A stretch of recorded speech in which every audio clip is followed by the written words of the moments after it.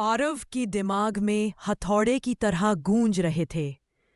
दिल्ली में लौटने के कुछ ही दिन बाद एक अजीब घटना होती है। दुनिया के 5 बड़े शहरों की पावर सप्लाई एक साथ डाउन हो जाती है और सभी न्यूज़ चैनल्स पर एक ही वीडियो चलता है। एक काली हुडी पहने नकाब वाला आदमी जिसकी आवाज मशीन जैसी थी। दुनिया अब अंधेरे में डूबेगी, शैडो ही भविष्य है। आरव को यकीन हो जाता है कि यह ब्लैक हॉक का नया चेहरा है, या उससे भी बड़ा कोई। वो पुराने खुफिया विभाग के दोस्त इंस्पेक्टर राघव से मिलता है, जो बताता है कि ऑपरेशन शैडो कोई एक इंसान नहीं बल्कि एक गुप्त संगठन है, और ब्लैक हॉक बस उसका एक मोहरा था। आरवीना अब पहले जैसी मासूम लड़की नहीं रही थी। कैद के दिनों ने उसे बदल दिया था। उसने खुद को हथियार चलाना, सिस्टम हैक करना और निगरानी रखना सिखा लिया था। दोनों भाई बहन मिलकर इस संगठन की तह तक जाने का फैसला करते हैं। उनकी खोज उन्हें कश्मीर की बर्फीली घाटियों तक ले जाती है, जहां एक पुराना छोड़ा हुआ बंकर है। अंदर घुसते ही उन्हें दर्जनों स्क्रीन दिखती है, दुनिया भर की सरकारी इमारतों, मिलिट्री बेस और बैंक सर्वर का लाइव फीड। किसी कोने में कबीर का चेहरा भी एक कैमरे में दिखता है, जिंदा लेकिन बेहोश। आरव के रगों में खून उबलने लगता है। कबीर को बचाना अब सिर्फ दोस्ती नहीं बल्कि मिशन था।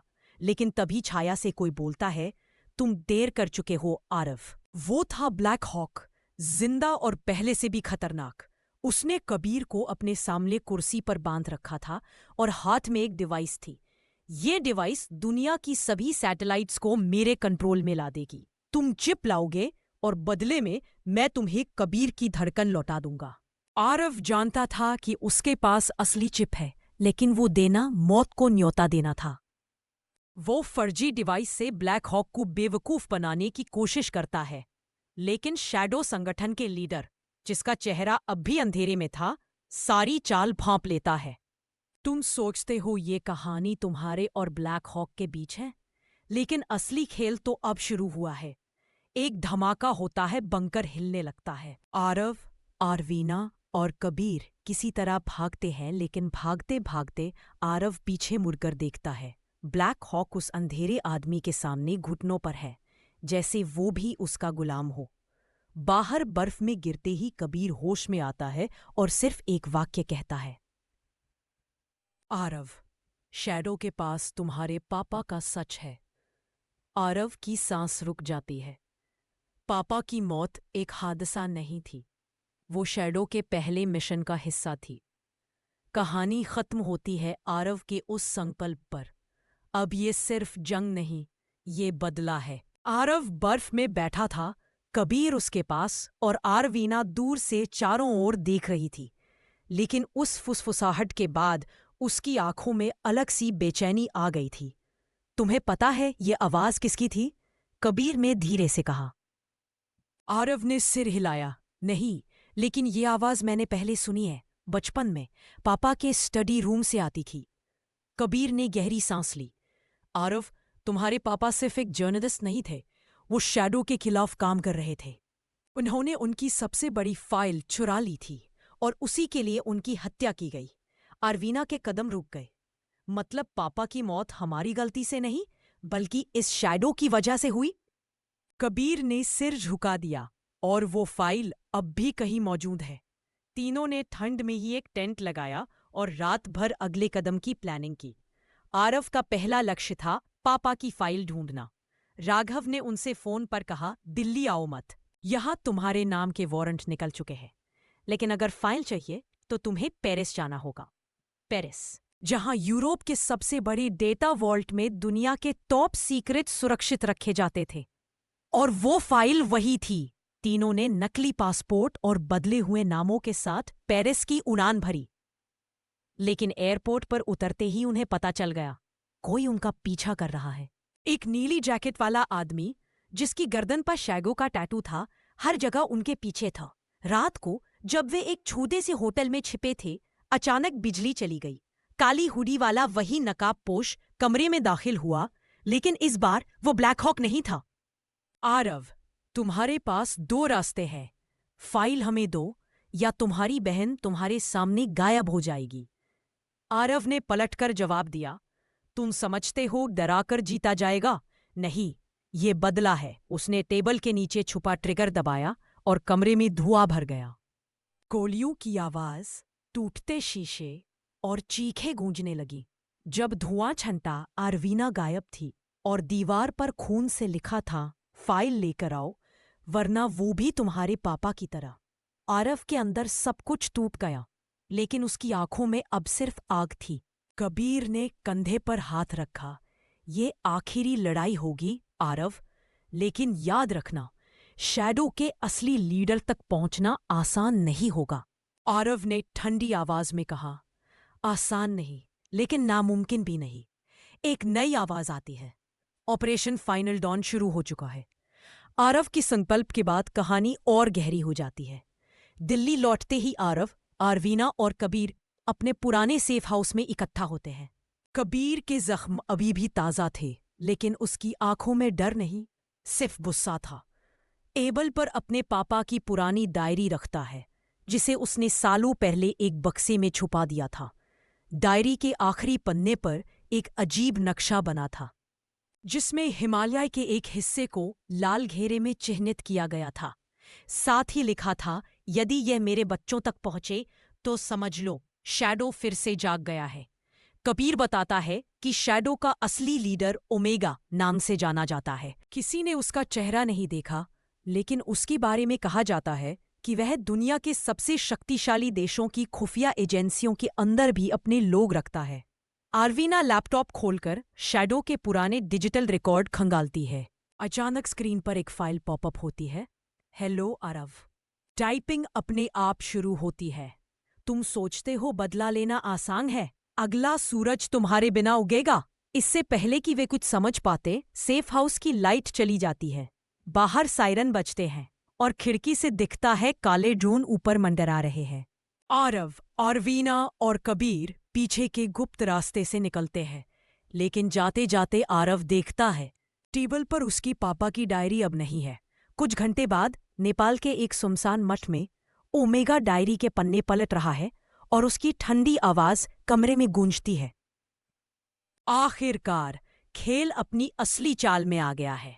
नेपाल के मठ की ठंडी हवाओं में ओमेगा का चेहरा अभी भी अंधेरे में था, लेकिन उसके हाथ डायरी पर ऐसे टिके थे जैसे वह इसमें लिखी हर लाइन को जी रहा हो।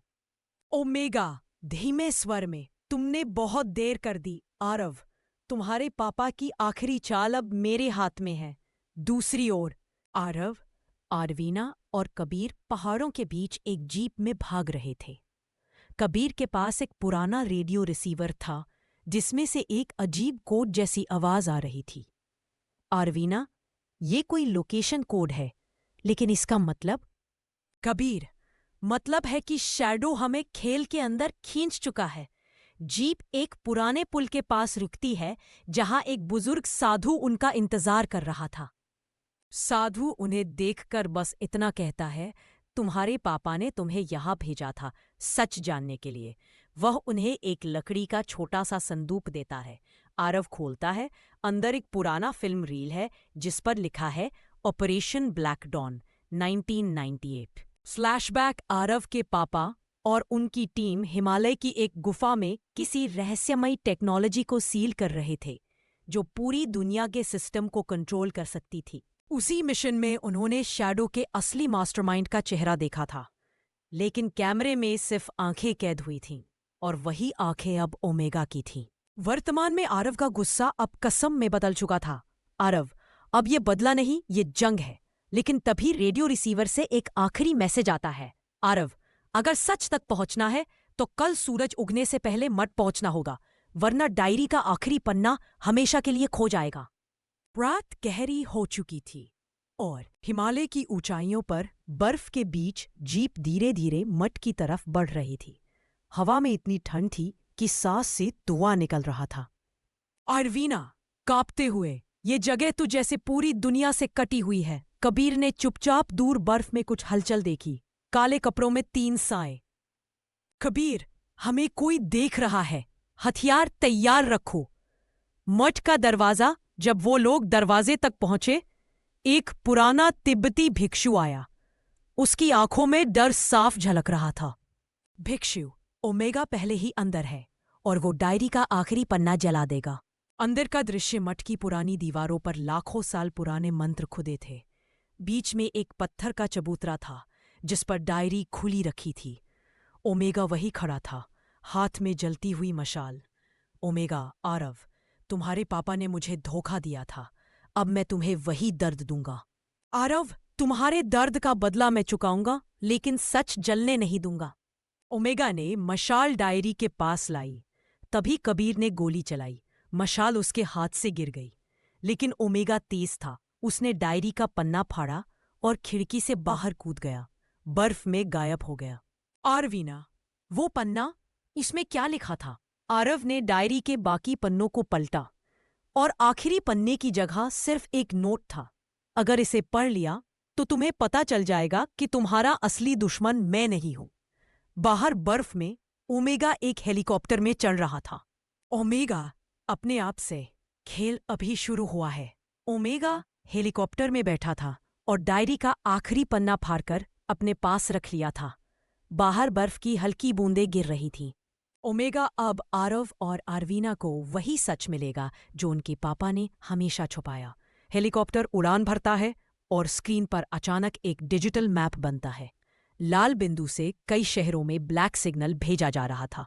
आरव और आरवीना मठ में आरव डायरी के बाकी हिस्से को ध्यान से पढ़ता है। तुम सोचते हो कि ब्लैक हॉक और ओमेगा सबसे बड़े दुश्मन थे, लेकिन असली मास्टरमाइंड अभी भी छुपा है। कबीर ने चेतावनी दी। कबीर, ये संदेश साफ है, कोई और बड़ा खेल खेल रहा है। शाइनो संगठन का असली नेतृत्व किसी और के हाथ में है। आरवीना की आंखों में आग थी।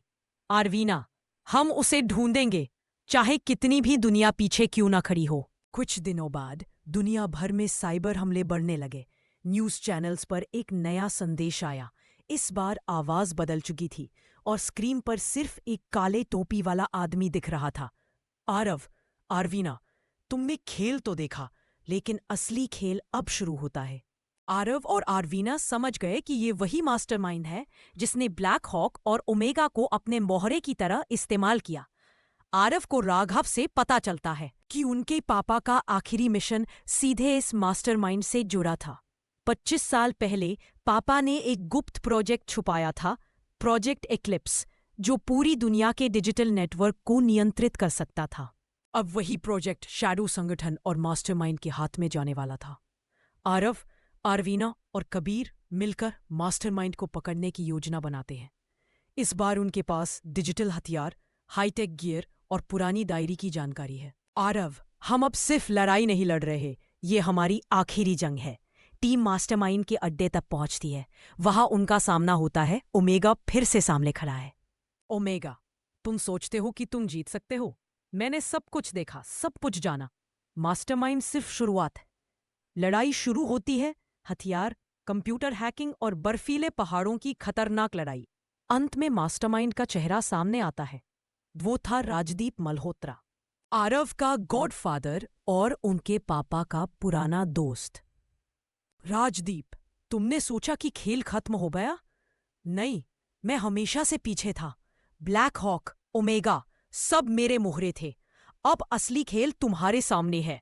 राजदीप ने एक बटन दबाया जिससे पूरी दुनिया के नेटवर्क पर ब्लैक सिग्नल भेजा जाने लगा। आरव, आरवीना और कबीर डर के बावजूद लड़ते हैं।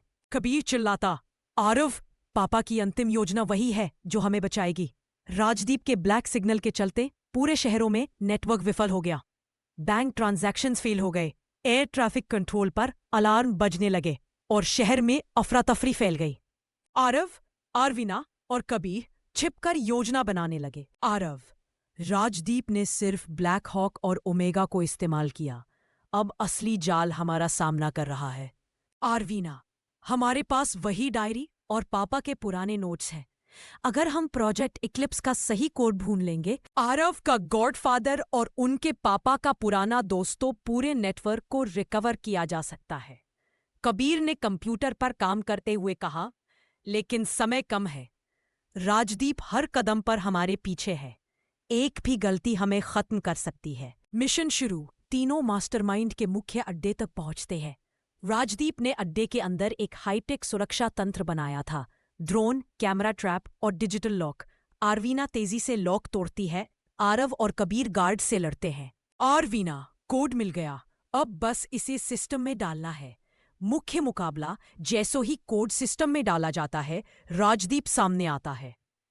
राजदीप, तुम सोचते हो कि ये आसान होगा? तुम्हारे पापा ने जो प्रोजेक्ट बनाया वो सिर्फ शुरुआत थी। असली शक्ति अभी खुली नहीं है। लड़ाई तेज हो जाती है। राजदीप हाईटेक हथियार और डिजिटल जाल दोनों से हमला करता है। कबीर चिल्लाता, आरव पीछे से आएगा, तैयार रहो। आरव और आरवीना मिलकर उसे घेरते हैं। आरवीना का तेज दिमाग और आरव की रणनीति राजदीप को उलझा देते हैं। राजदीप हार महसूस कर आखिरी मोहरा खेलता है। उसने बंकर की सारी सुरक्षा सिस्टम को आत्मविनाश मोड में डाल दिया। राजदीप, अगर मैं नहीं जीतूंगा तो कोई नहीं जीतेगा। अचानक कबीर ने एक चाल चली। उसने राजदीप को धोखा देकर सिस्टम को रीसेट कर दिया। ब्लैक सिग्नल बंद हो जाता है। राजदीप का चेहरा गुस्से और हैरानी में बदल जाता है। आरव, खेल खत्म हो गया राजदीप, तुम्हारे पास अब कोई रास्ता नहीं। राजदीप हार मानने के बजाय अंधेरे कोने में छिप जाता है। आरव, आरवीना और कबीर बाहर आते हैं। शहर में रोशनी लौट आई है। नेटवर्क रिकवर हो गया है, लेकिन आरवीना की आंखों में चिंता है। आरवीना, ये खेल खत्म नहीं हुआ। राजदीप अभी भी कहीं है और मैं जानती हूं कि ये सिर्फ शुरुआत थी। और राजदीप की छाया धीरे धीरे शहर की ऊंचाई पर दिखती है। उसकी आवाज फुसफुसाती है, खेल अभी खत्म नहीं हुआ। असली मास्टरमाइंड की योजना अभी खुलनी बाकी है। शहर के ऊपर की छाया में राजदीप अब खुले में नहीं है, लेकिन उसका नेटवर्क हर जगह फैल चुका है। उसने प्रोजेक्ट इक्लिप्स का असली प्लान शुरू कर दिया था, दुनिया के डिजिटल और फाइनेंशियल सिस्टम को एक साथ हैंग करना। आरव, आरवीना और कबीर अब सिर्फ बचाव नहीं कर रहे थे, बल्कि हमला करने की योजना बना रहे थे। उनके पास पुराने पापा के नोट्स, राजदीप की कमजोरियां और शैडो नेटवर्क की झलक थी। आरव ने कहा, हमने हमेशा पीछे से खेला, अब हमें सामने आकर उसे रोकना होगा।